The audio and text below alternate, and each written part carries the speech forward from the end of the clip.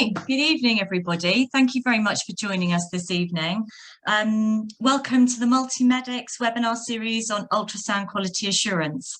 This is the first webinar in our series of 4, and today we're going to be talking about how to start an ultrasound QA program and what the components of a QA program are. My name is Marilla Stevenson, and I'm going to be taking you through a few administrative points first of all. If you can keep your cameras switched off throughout, it does help prevent any lagging issues that there might be. The webinar is going to last about 20 minutes, and then we'll have 10 minutes at the end for questions, which we can, which if you can ask through the chat panel, would be very grateful for. The webinar is going to be recorded. If you prefer not to be recorded, then it's okay to leave the webinar now. There's no offence taken, and you can just watch the recording tomorrow. The recording will be available on the Multi-Medix online portal. If you've got any issues with audio or any technical issues at all, I'm going to stay in the background and you can just email me. I'm going to put my email into the chat panel in a minute, and I'll see if I can try and resolve them for you. So although you've got your cameras and audio switched off, I thought it'd just be interesting for you to know who else is kind of joining us from what sort of backgrounds and so on, because since the webinar went out, we've had such interest in it. We've got sonographers, physios, biomeds, clinical engineers, lecturers, doctors, vascular scientists, the list goes on. And it's not just from one country, it's from many countries. So we're really extremely grateful for the time that you've given us, because we know how busy your lives are and how difficult and busy the last year has. So if you're watching this live or watching a recording, we're really grateful for your time. The webinars are born out of the results of a survey that we did roughly this time last year, where we asked about 250 hospitals what ultrasound QA you are doing, if you are doing any QA, if you're not, why aren't you?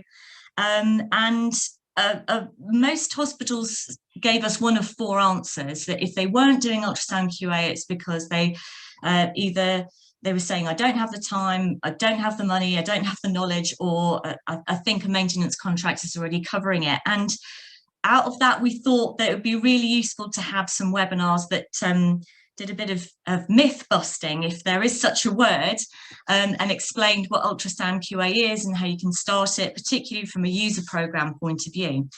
So the people that are going to be doing that myth busting are the 2 people you can see on the screen. That's Darren Woolley and Nick Dudley. Nick Dudley is an ultrasound physicist with over 50 peer-reviewed publications, and he's been instrumental in helping set the ultrasound standards for QA in the UK and Europe.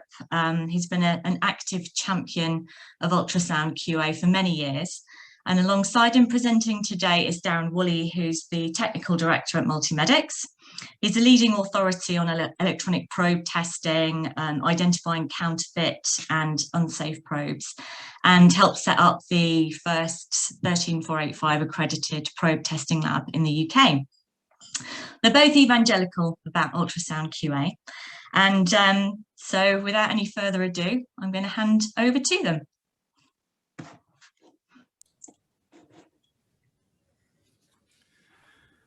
Thanks, Marilla. I'm just going to get Nick and I onto the screen for everybody. There's Nick. Hi, Nick. Hi, Darren. Hi, everybody. Hi. So, Nick, just before we jump into what makes up a QA program, and hopefully he's going to help people understand how to start one if they're not already, tell us why you think it's so important. Right. I think there are a few drivers for QA. One of them is legislation, and there's a misunderstanding that because there's legislation for ionizing radiation, there's nothing that covers ultrasound, but actually the Health and Social Care Act covers all equipment, including ionizing and non-ionizing equipment. And the CQC police that, and we're expected to maintain our equipment to be free from all but minor deterioration. So we have got legislation, we've got standards and guidance from professional bodies and societies. But my top driver for QA is the patient. If you can't reassure your patient your equipment's working properly, then you shouldn't really be using that equipment on the patient. And also we've got some real life evidence, including the survey we did together, Darren, showing that 1 in 3 probes in 12 hospitals was faulty, and 1 in 8 was not fit for purpose. So I think we've got a range of drivers to tell us that we should be doing QA. Great. So there's a good evidence base from research as well as good legislation that underpins everything that we're about to say. That's right. Great. Okay. So tell us about your motivation for pulling together the manual that we're going to leverage on over the course of the webinar series. Yeah, well, there's lots of guidance available, but actually turning that into working procedures can be quite time consuming, because quite often the guidance doesn't tell you exactly what to do and doesn't provide you with like a toolkit to do it. The most recent guidance is about 7 years old, and tests have actually evolved since then. And I've noticed that different people are testing in different ways in different centres. So what I wanted to do was write something simple and straightforward that people could just pick up and use. And my hope is that if we're all using the same QA system, then we can share experiences, provide a consistent level of protection for patients, and also have a consistent dialogue with equipment suppliers when we find faults. So pretty much, Nick, what we're saying is this QA system or program can be adopted across the whole of the NHS and potentially internationally, because I know, having worked with you on this, that the guidance is international in breadth, not just UK. Yes, I did write it to try to cover standards from other countries as well, and there's an appendix in there that shows how other countries can use it to comply too. So that will be great. Great, thanks, Nick. Okay, so let's get to the meat of this webinar. So can you kind of tell us what are the key components that make up a QA system? Let's keep it as simple as we can, shall we? Yeah, I'm going to share a slide with you now. So there's a sequence of events with QA, and in the end it forms a cycle. And the first thing to do when you get new or repaired equipment is to do an acceptance test. So with that, you'd be looking at safety, integrity, functionality, and accuracy if you were doing a full acceptance test. And anything that doesn't comply with your standard, you should refer to the supplier. At the same time as you do acceptance testing, you need baseline tests to provide tolerances for routine testing. So once you've got an acceptable piece of equipment, it goes into clinical use, and that's where user QA, which is what we're going to spend quite a lot of time talking about in these webinars, comes in. There are some quantitative tests in there, and if anything fails the checks and tests, then you need some sort of fault management system. Then it's good practice to do an annual test. So you might repeat some of the user tests and maybe do some slightly more sophisticated tests. And you should have a maintenance contract, and that's going to get you annual planned preventative maintenance. The final part of the process, which is where it turns into a cycle, is that you audit what you've done to make sure it's working and that you're managing faults and so on. And if you identify any issues there, you can review your processes. Great, thank you, Nick. And sorry, there's one last thing. Oh, sorry. Very important to have records of all this. So ideally you'll have an equipment inventory, and perhaps make a logbook to have all your service records, QA records and fault logs in. Great. So maybe to somebody that's less familiar with QA, it looks quite a lot of work, Nick. Where would you suggest we start? Okay, well, a lot of people will be doing some of it already. So sonographers and other ultrasound users should be looking after the equipment, looking after the probes, keeping them clean, not dropping them on the floor, generally taking care of the equipment, and that's an important part of QA.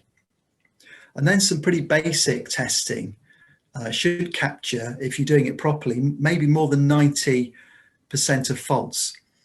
And those basic things are a physical inspection of the equipment, looking for any damage, having a look at uniformity. And once you're doing those very simple things, you can start to build a more comprehensive QA program in stages from that. So yes, it does seem like a lot of work, but it doesn't have to all be done in one go. I mentioned physical inspection being important. Darren, you've seen thousands of probes. What sort of things do you see physically? Great question, Nick.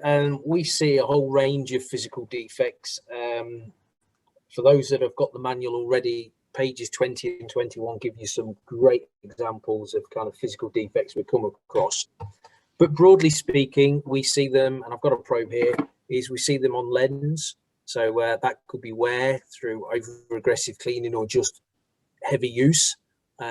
It could be damage with needle sticks. And those kind of damages can affect image quality as well as infection control and electrical safety. We see casing defects on the joins along cases. We see defects at the strain relief or on the cabling.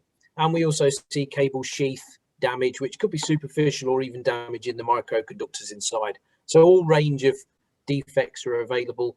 Good physical inspection, just get the lights on and have a look at all these different bits. So lens, case, strain and cable. And Nick, you'll know that keep hold of the probe, don't let it swing about. So certainly don't want to damage anything. They're quite delicate and expensive. And just running your fingers and thumb across the cable will detect many defects. And I think we'll talk a bit about that again on the next webinar as well.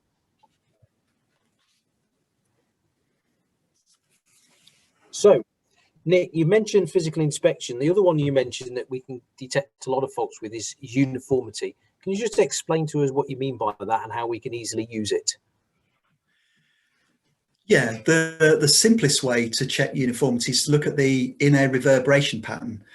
So this is the bands of bright lines you get when there's no gel on the probe and it's operating.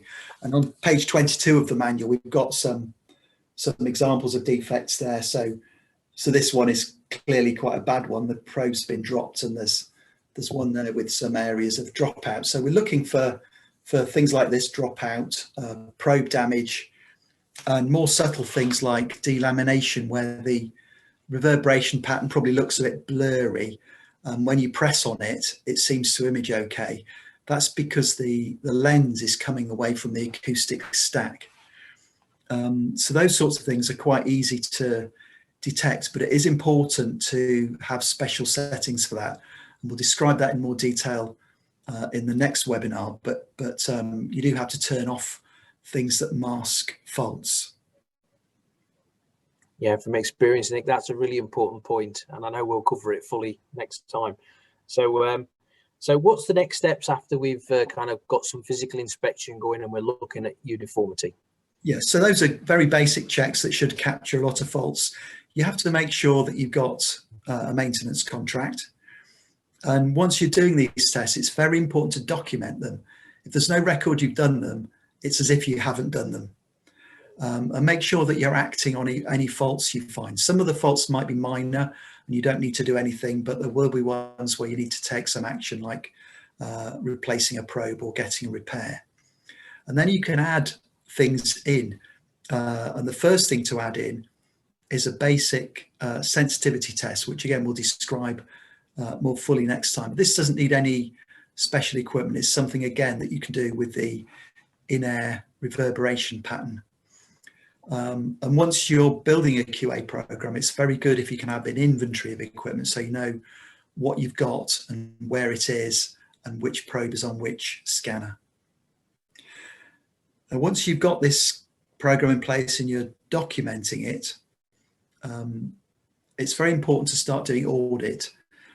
Probably when you start, do some audit maybe after 3 months or 6 months, just to see that things are working, that the processes are being followed and you're picking up faults. And then as you get well established, perhaps annually audits okay. And then you can start adding things like a basic annual check. If you've got a phantom, this is a good tool for doing a more rigorous assessment of sensitivity, following up faults. And once you're ready to jump into the more complicated stuff, you can add things like accuracy tests for imaging and Doppler. And this is where you might think you need to look for some help. These things are within the capabilities of ultrasound professionals, but some of these things are more time consuming, and it may not be good use of the time of someone like a sonographer who should really be spending their time scanning patients. So it's worth thinking about where you're going to get that help when you start to develop into those more complex areas. And what kind of places can people that are less familiar look for help, Nick? Well, the first port of call is medical physics in your local organisation, if you've got that. Medical equipment management departments. These departments will sometimes have ultrasound expertise. In the survey that Marilla mentioned, about half of the respondents who had medical physics support got it from another organisation. So that's somewhere else to go, to the trust down the road who's got a bigger medical physics department perhaps. But then there are independent companies like Multi-Medix, who I know can provide support. What sort of support could you provide, Darren, for someone setting up QA?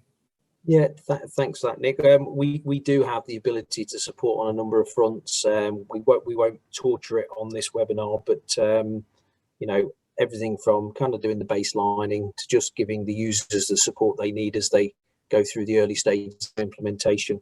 So if anyone wants to contact us, they can ask us about that.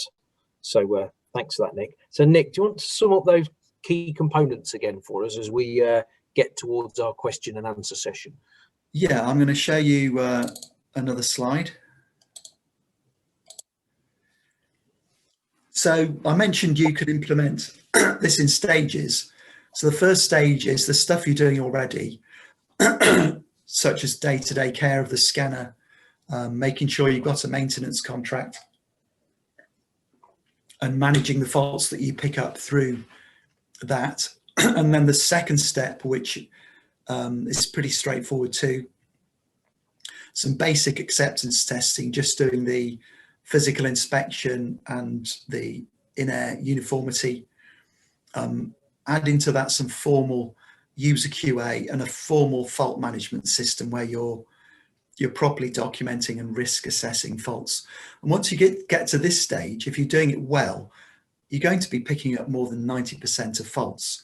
So it's well worth going as far as that. Once you've got the program established, introduce audit, basic annual testing, and then when you're confident and perhaps you found some help somewhere, do some full acceptance testing, including measurement accuracy and perhaps some more comprehensive annual testing with the test object.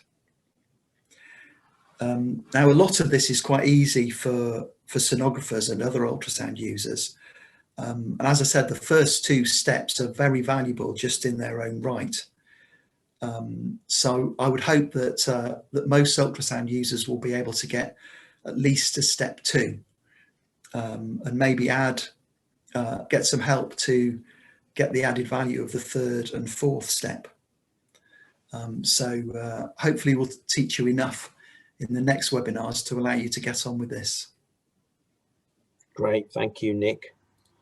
So thank you everyone for listening. I know Marilla's going to come back and help us manage any questions that we've got. And next time, before we forget, we'll be talking specifically about the user QA section and a little bit about audit. And we'll go into a little bit of detail. That was one of the first things I was going to say, actually. Can we just run through what we're going to be doing next time round? So it is going to be more detail about the user QA side of things. So thank you very much for that, Darren and Nick.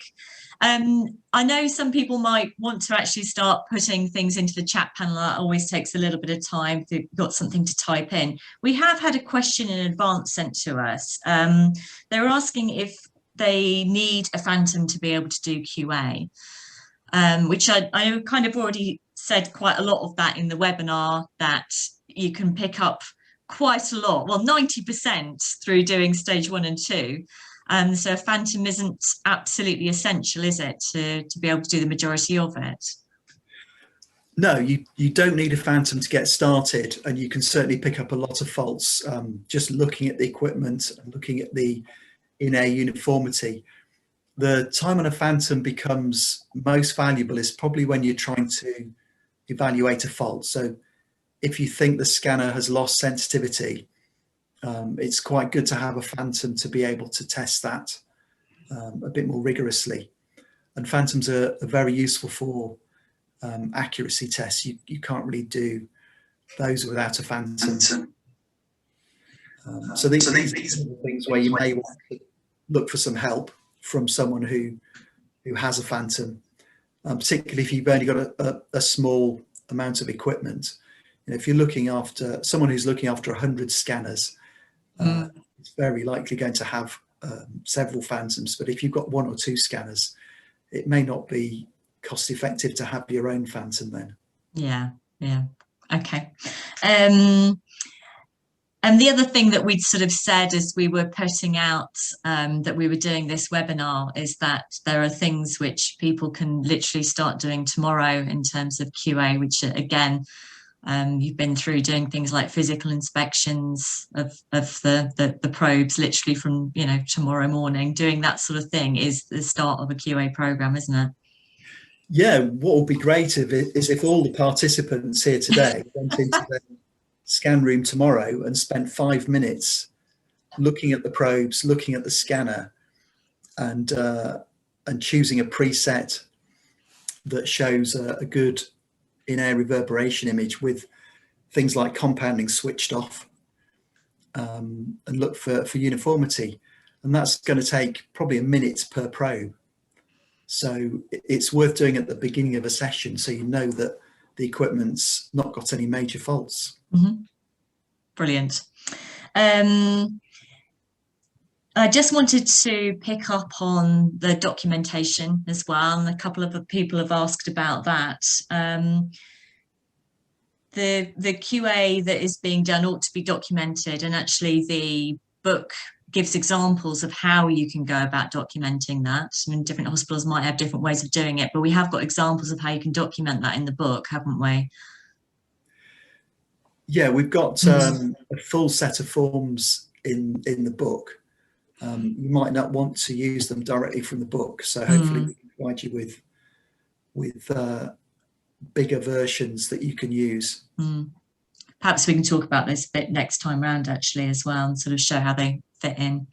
Marilla, they certainly act, having looked at them closely with Nick, they certainly act as a great template to ensure that you capture all the necessary information for your record keeping, and that's kind of what we were aiming for with the templates that have been put in there, so you don't miss the key information.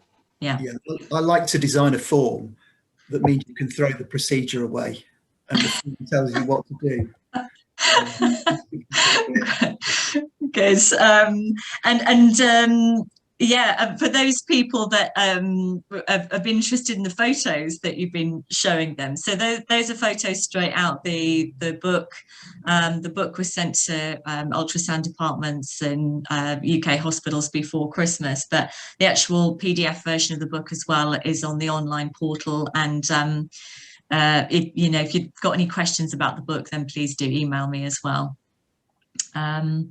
Anybody, don't seem to be any questions in the chat panel from what I can tell. I've covered all the questions that have come into me directly. Let me just scroll down. I haven't missed anything. No, I think that's it for today. Is there anything else that Darren and Nick, you wanted to add at the end? Well, I hope you'll all come back to this a bit more next time, because we're going to give a lot more detail in the future webinars about exactly how to do these tests.